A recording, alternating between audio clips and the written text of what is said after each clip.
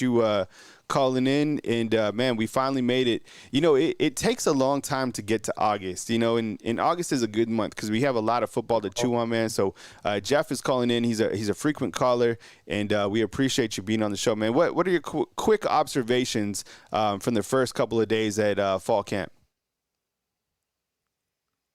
I think Jam Justice is about to break college football open. I think he is about to tear it wide open. And I think Law that was underused because I think that Reese didn't know what he was doing with this offense. I really don't think he did.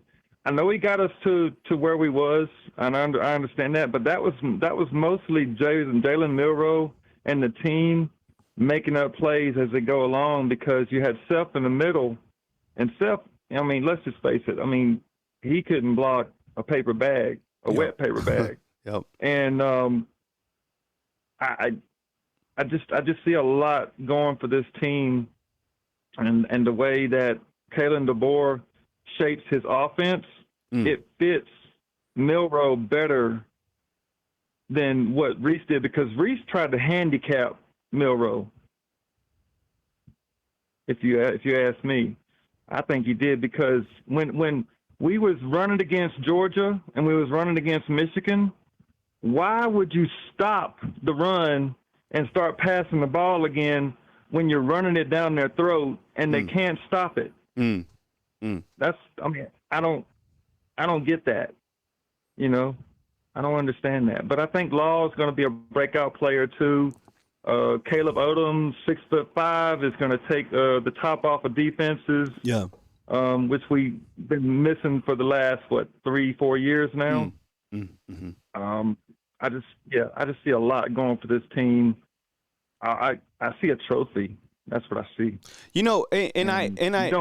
I asked on Facebook today. By the way, you can follow us on Facebook, all the social media places. But I asked, it's a simple question, and you could type Y if you agree, and if you don't agree, for no.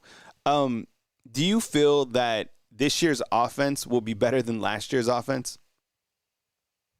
Oh yeah, definitely, big time. Me too. I think our offense was young.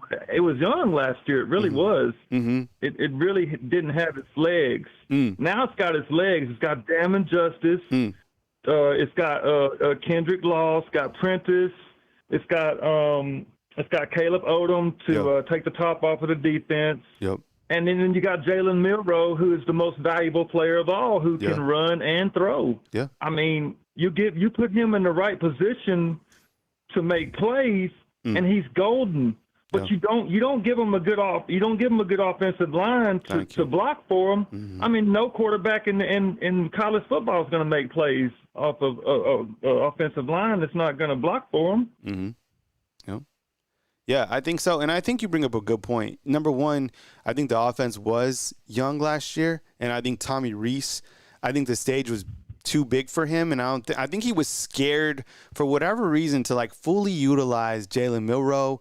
And Milroe, whatever shortcomings he had last year, it was bad. And then add on to the fact that the offensive line, let's face it, the offensive line was not good last year. And I get it. They're always going to be good for Alabama, right? Compared to Kentucky, okay, it's not a competition. Alabama's offensive line is better than Kentucky, better than Missouri. But for the standards of what we're accustomed to, it wasn't good.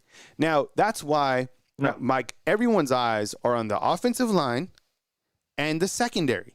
Right? Everybody knows that. But you're right. And let me ask you this, and this goes for you, Undefeated, inside the comment box. Do you feel that the running back combination, and look, I'm not disrespecting Richard Young right now. I'm just saying that the starters, which are Justice Haynes and Jam Miller, do you think that is a better running back group head-to-head versus Jace and Roydell Williams? I am going to say yes, not because this is better than last year. I'm just going to say I feel that those players are better than last year's players. What do you think on that, Jeff? Yes, I think it is, because if you think about it, Jace McClellan had to get ahead of steam before he could run. If he got caught in the backfield, he was sacked. Yeah. If he was out in the middle of the field and running wide open, he was golden. He was gone. That was it. You couldn't stop him. But if he didn't get ahead of steam, he would stop. That was it. You couldn't. I mean, you can't do that. It was the same way with Najee Harris. Sometimes Najee Harris, if he didn't get ahead of steam, he wasn't going nowhere. Man, I miss Najee, man. You brought up Najee. I just every time I think about Najee, one of the best plays that I have ever seen in college football was that play against South Carolina, right? Where he rolls out. It was Mac Jones, right? He rolled out, threw it back to him, and he stiff armed that one dude, hurdled the other, and I don't know what else. Like that was crazy. I could watch that play. That was like college football at its greatest. All right, Jeff. Let me ask you before you go, man. One more thing. Well, let me ask you, and then you could ask me. So we are 2 points. Ryan Williams. Okay, every freshman that comes into Alabama, we hype them up like they are like this is the best freshman ever, and man, like it's just the expectations we put on these guys. Now, Ryan Williams clearly built different. Like your observations from the sites you read, the clips you've seen, what you're hearing, what's kind of like, where are you at with Ryan Williams?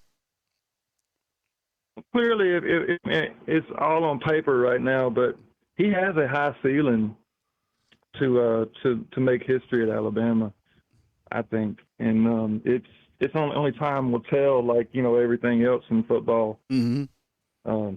That's my assessment on it.